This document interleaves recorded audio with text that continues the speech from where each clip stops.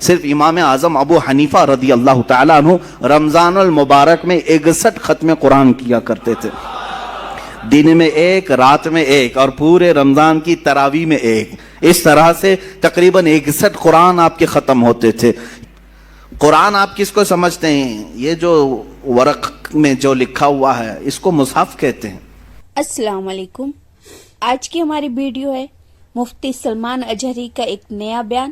تو ویڈیو کو پورا دیکھیے، اچھی لگے تو لائک شیئر کر دیجئے.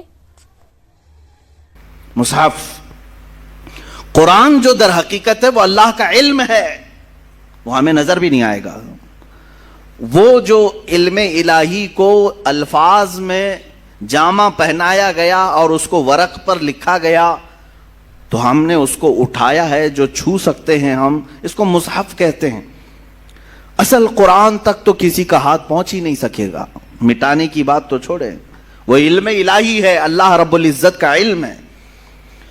قرآن عظیم کو اللہ تبارک و تعالیٰ نے نازل فرمایا اس رسول پاک کے قلب اطہر پر جو کائنات کے سب سے اعلیٰ افضل رسول ہیں، افضل انسان ہیں، اشرف الرسل ہیں، میرے رب ذوالجلال کے سب سے پیارے حبیب ہیں. اور قرآن نے خود کہا ہے نزل بہ الروح الامین علی قلبک لتکون من المنذرین. یہ روح الامین کے ذریعے سے اتارا گیا ہے، جبرائیل امین کے ذریعے سے.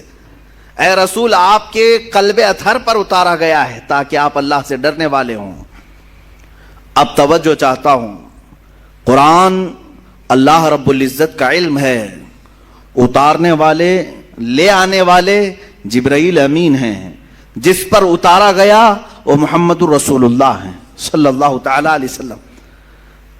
ان ذوات کی بات میں کر رہا ہوں، نہ کوئی اللہ رب العزت کے شان تک کوئی پہنچ سکے گا، نہ اس کے متعلق برا بھلا کہہ کر کے اس کی شان میں کوئی کمی کر سکے گا، نہ اللہ تبارک و تعالیٰ کو کوئی ضرر پہنچا سکے گا، نہ جبرائیل امین تک کوئی پہنچ سکے گا، نہ ہی محمد الرسول اللہ صلی اللہ علیہ وسلم تک.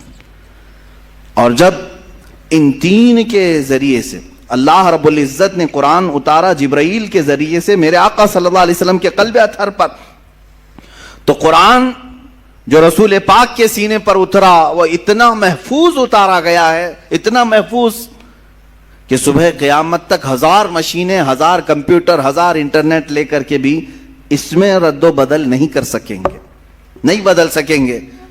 آپ سوال کر رہے ہوں گے کیا اس میں بڑی بات ہے؟ آج تو ایک خبیث مردود، ایک گندی نالی کا کیڑا جس کو سنگھیوں نے پال رکھا ہے، نام تو مسلمان رکھا وسیم نام، لیکن ہے در حقیقت وہ سنگھیوں کا ایک بنگی.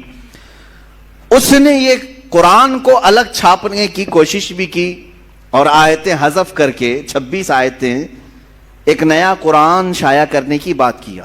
پہنچا کیا تمہارے پاس قرآن؟ کسی کے پاس آیا ہے قرآن؟ اس کے گھر والے بھی نہیں پڑھ سکے ہوں گے. اس کو شاید ہو سکتا ہے پوری انٹرنیٹ کی دنیا مدد کرے، ایپلیکیشن بنانے والی آئی ٹی ٹیم بھی مدد کر کے دے دے. میرا چیلنج ہے اس کی موت تک بھی یہ اس کا بنایا ہوا ایپلیکیشن چل نہیں سکے گا. یہ کیا سمجھتا ہے کہ پہلی مرتبہ یہ بہت بڑی ڈینگ مار لیا، بہت بڑا اس نے تیر مار لیا؟ اس سے پہلے بھی بہت سارے لوگ آئے اور قرآن پاک کی تحریف اور تبدیل کی کوششیں کرتے رہے، لیکن چونکہ مولا نے جب یہ کہہ دیا ہے کہ ہم ہی اس کی حفاظت کرنے والے ہیں.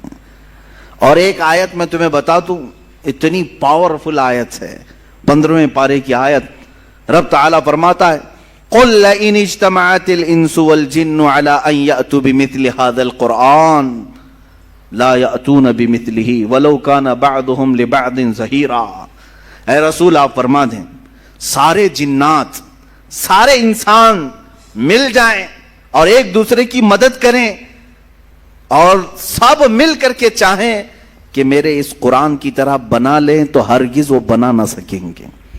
اتنا پاورفل چیلنج ہے، نہیں بنا سکیں گے. تم نکالنے کی کوشش تو کیے، دوسرا بنا کر کیوں نہیں لا سکے آج تک؟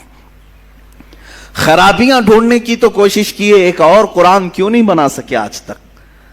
اس کے میسیجز کیا تم سمجھتے ہو عربوں کی طرح القاریہ ما القاریہ وما ادراک ما القاریہ ایک سورے کو دیکھ کر کے کچھ عرب کے شاعروں نے بنا لیا تھا الفیل ما الفیل وما ادراک ما الفیل خرطومہ طویل. اس آیت کے وزن پر انہوں نے بھی سوچا ہم بھی بنا لیں گے، لیکن وہ خود ہی ہنس پڑے بنا کر. ان کو خود ہی لگا کیا بھدا ہم نے بنایا ہے. القاریہ ما القاریہ اس کا معنی ہی کچھ اور ہے، دل دہلا دینے والی.